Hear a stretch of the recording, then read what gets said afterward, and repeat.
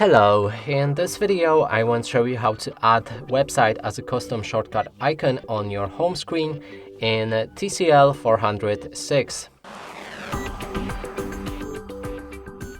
And to do this, we'll need to launch our Google Chrome. I'll be using this browser as I'm not sure if this feature is available for others. Then open whichever website you want to add as a shortcut icon and make sure that it's opened like that.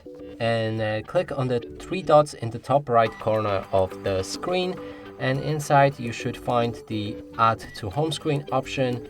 Now you'll be able to name your icon however you like. When you're ready, select Add to Home Screen, and now we can go back and the icon should be placed in the last available space. You can click on that to open it instantly.